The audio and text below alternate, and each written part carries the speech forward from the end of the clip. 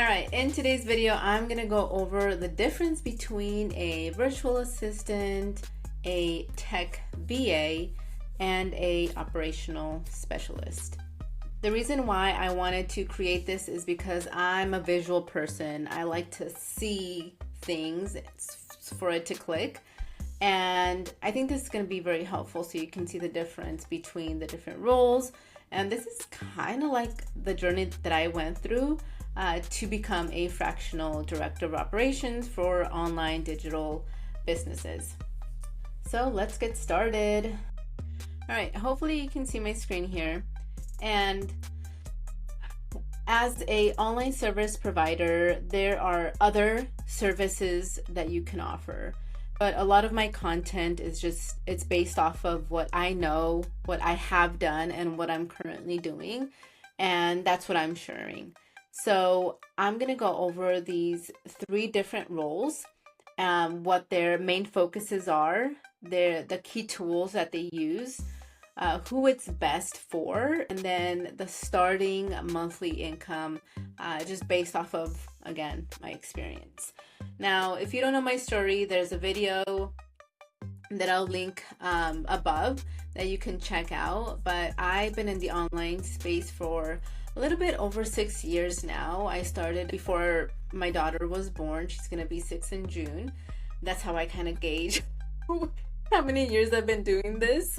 And I love teaching. I love sharing what I come across, what I learn, what I know, the strategies that I've tried, what's working, what's not, all the things.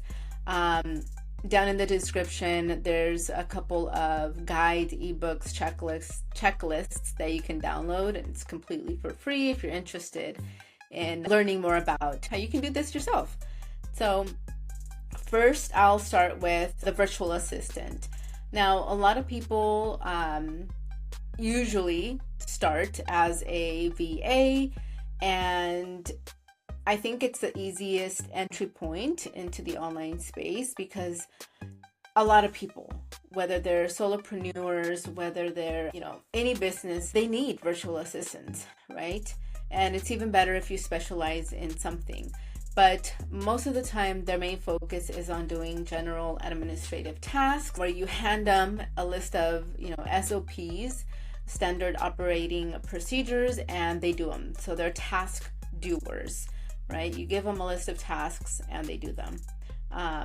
Some of the key tools that they use, again, this is just what I've used when I started: Google Workshop, so email, Google Drive, Google Sheets, Google Docs, all the things. Slack, so it's how we communicate. CRM, a project management tool.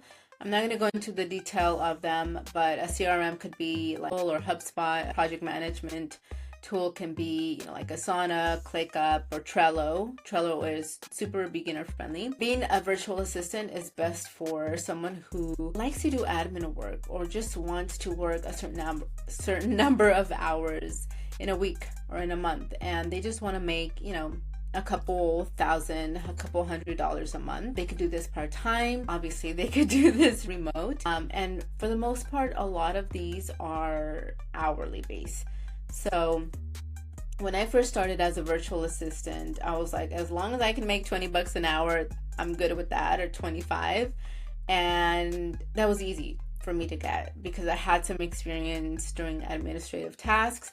I was willing to, learn and do all the things that I was asked and be very resourceful, right? So if I did not know how to use a specific tool or software, I took the time to learn how to use it.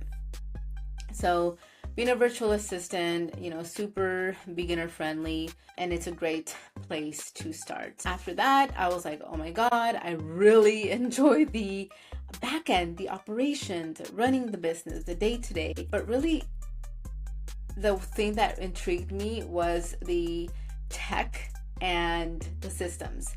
So a tech system, a tech VA, or if you want to call them a systems integrator, specialize in the tech, right? The tech, the systems, automation. Some of the key tools that they use: Zapier, Make. They can use WordPress, CRMs, project management tools. They build out sales funnels.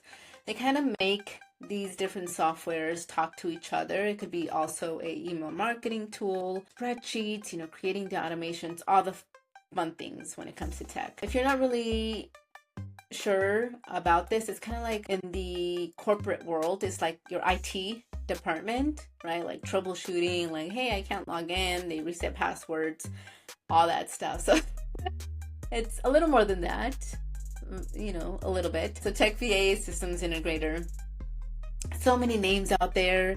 I've heard remote systems integrator, automation specialist, tech VA. For me, they all have to do with tech, creating these automation systems, so it's very similar. They are best for someone who is tech savvy, who enjoys building these things out and problem solving, right? So for example, if a business owner comes to you and says, hey, we spend so much time manually onboarding clients, sending out welcome emails, getting them scheduled, checking to see if they completed their onboarding form.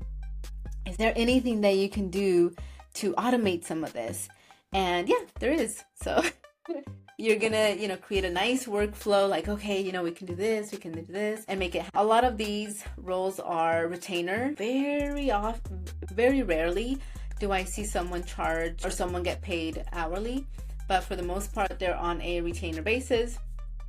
Usually range between $1,000, maybe $2,000-$3,000. Could be more if you are specialized and you have, the experience and you're known in the area. I've seen people charge, $6,000 for building something out. So there's a lot of opportunities for this specific role, especially now with AI.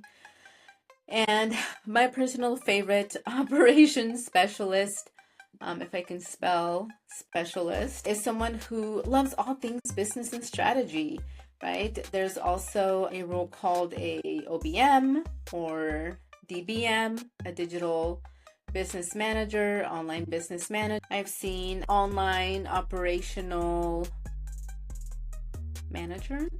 Yeah, online operations manager, a lot of roles. I am certified director of operations for online businesses. I put the fractional in front of that because I work with several clients, so it's my time.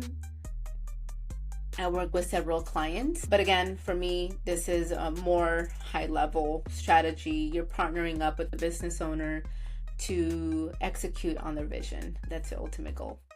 So main focus, business operations and strategy. The key tools that they use, very similar to all these, right? But they do focus on like SOPs, making sure that those are done, leadership, finances, KPIs, data, looking at the bigger picture, running the business, team management as well. That's where the leadership comes.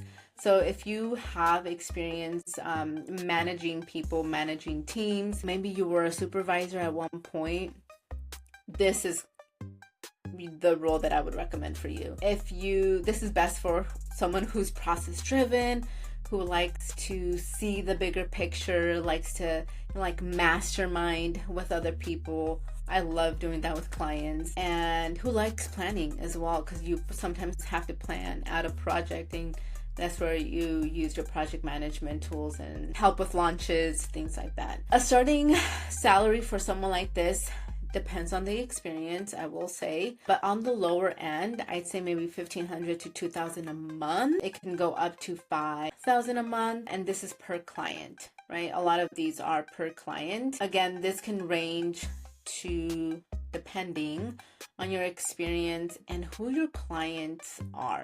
For me, I have a specific type of client that I like to work with. If it's someone who's like starting out, a solopreneur, they probably don't have a lot of the funds. So I tend to focus on the business owners who are doing, $50K plus a month or more, because I know where they're at, their struggles, bottlenecks, and how I can help them. But yeah, I think, going over these roles will really help you identify which one you're kind of leaning towards if you're interested in learning how to become an online service provider or become an online service provider. If you have any questions, comment below. You can always send me a DM as well. All my information again is in the description, so you can check that out. But yeah, I'm curious to know which one of these roles resonates with you. So let me know your thoughts, and I will see you on the next video.